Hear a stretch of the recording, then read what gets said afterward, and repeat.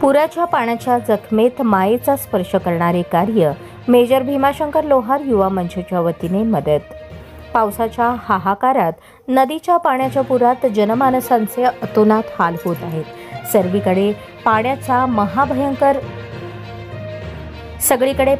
महाभयंकर रौद्र रूपाने ज्यात घरे, शेती, जनावरे वाहून गेली, संसाराचं ओझं पाठीवर घेऊन पोटाची खळगी भरण्याची भ्रांत होती, त्यात महागाईच्या तडाख्यात सामान्य जनता भरडत असताना निसर्ग कोपला आणि पावसाच्या सरींचे रूपांतर पाण्याच्या दरीत झाले। रात्रीच्या साखर झोपेत असताना, संसाराची सुखी सुंदर स्वप्ने पाहत असताना मोहोळ तालुक्यातील पोपळी गावात सीना नदीच्या मायेचे रौद्र रूपामुळे गावात हाहाकार माजला। घरात कमरे एवढे पाणी झाले, होत्याचे नव्हते झाले, सर्व काही पाण्यात तरंगत होते। हे पाहून पोफळीत राहणाऱ्या लोकांच्या डोळ्यात पाण्याचे झरे वाहू लागले। बसणे, उठणे, झोपण्याची देखील जागा नव्हती, जेवणासाठी अन्न नव्हते आणि फक्त दिसत होते पाण्याचे थयाथया नाचत असलेले चित्र।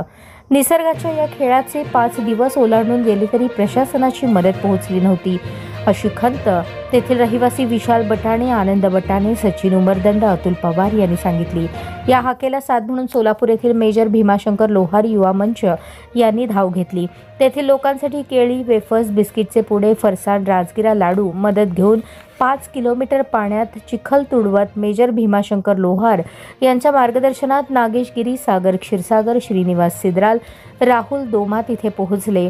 तेथील लोकांची विचारपूस केली आणि लोकांच्या या नैसर्गिक आपत्तीत आम्ही सोलापूरचे प्रत्येक नागरिक आपल्या सोबत आहोत अशी ग्वाही दिली। या आपत्तीत आपण सगळे एकत्र येऊया आणि आलेल्या काळासोबत लढा देऊ असे आवाहन मेजर भीमाशंकर लोहार यांनी केले।